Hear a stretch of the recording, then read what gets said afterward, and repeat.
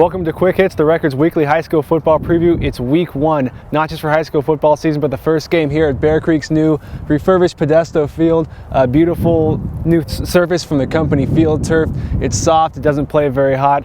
We got the big BC logo here at midfield at the 50-yard line, and they're hosting Tokay here in week one, an intra-district game. The Tigers hung 57 points on the Bruins last year. Bear Creek, though, wants to change the culture of its home games, junior linebacker Robert Whitfield said, and get a victory. I don't really know till game time, but I know that we're going to go with our heart, and we got a crowd, new field. We got to show the new BC.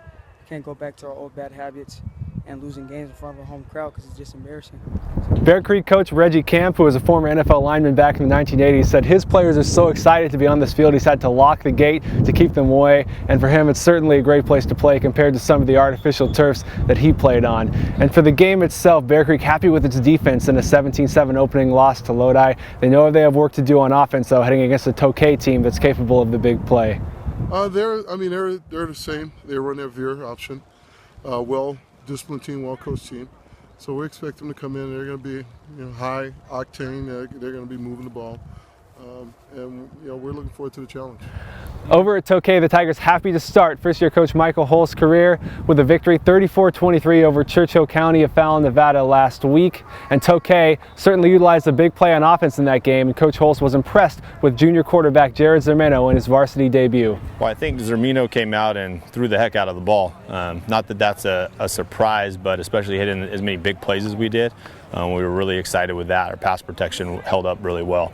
And we needed to improve on the defensive side of the ball. I felt like we committed too many unforced errors, did things that were uncharacteristic of us, didn't tackle very well, and really hurt ourselves in the situation. Came back and played better in the second half, but wanted to see a big improvement this week on that end. Honestly, I think it meant a lot to all of us, and it meant a lot to Coach Holtz. I could see it on Coach Holtz's face that it meant pretty much the world to him, and it meant the world to us, the win for him for the first game. It really pumped us up and got our confidence up. And several more great football games from across the area here for week one. Weston Ranch debuting its new offensive line, nicknamed the Protectors of the Ranch by Coach Sept and company. Those guys averaged 270 pounds. They block for great senior running back Aaron Duncan, who's got 13 total touchdowns last year and is receiving recruiting attention from the Ivy League.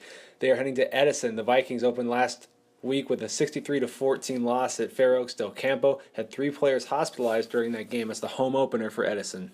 Lodi looks to make it 2 in a row after beating Bear Creek 17-7 last week, hosting reigning Mother Lode League champions Sonora, a perennial powerhouse from the Sierra foothills which lost at rival Oakdale in week 0. Last season, McNair at Downey was one heck of a shootout. That was 107 combined points. That time it was Downey with the 61-46 win. Still, Eagles quarterback Osai Brown, then a junior, threw for 3 touchdowns. Tracy hosts one of the top teams in Northern California and the defending Northern California champion in Clayton Valley Charter. Now, Clayton Valley was so good this year, they lost by Folsom, a defending Division I state champion, by 1 point last week. They are missing defensive lineman Jalen McKenzie, son of Raiders general manager Reggie McKenzie, who's out for the season with a torn ACL. But Tracy, too, will be a man down, as it was discovered this week that sophomore quarterback Josh Alvarado is actually 14, not the required 15 by the Sac-Joaquin section for a school like Tracy that has multiple levels of football. West, a week after beating Lathrop 12-7, has its home opener against Kimball.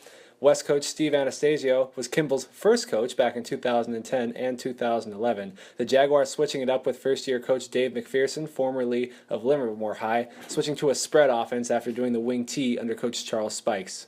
In a battle of perennial small school powers and a fun one to be sure, Escalon hosting Calaveras. Both teams lost to larger schools last week. Calaveras was 74-26 against McNair, and Darion Grimm, the wide receiver who was Cal High Sports NorCal Offensive Player of the Week, and Escalon, it was a 53-34 loss at Patterson despite senior tailback Hunter Carlton's 2 touchdowns. Stagg, a week after its tough, disappointing 29-0 loss against Lincoln at home, the one that was shortened to a half by the controversy and the commotion in the stands, hosts a Modesto team that put up 42 points and over 430 yards of offense in its Week 0 win over series. My predictions on these games: Weston Ranch tops Edison in the close one. Sonora outlasts Lodi at the Grape Bowl. McNair gets revenge and beats Downey. Tracy just doesn't have enough against Clayton Valley, one of the top teams in the region. The Ugly Eagles win there. West improves to 2-0, topping an inner-city rival in Kimball.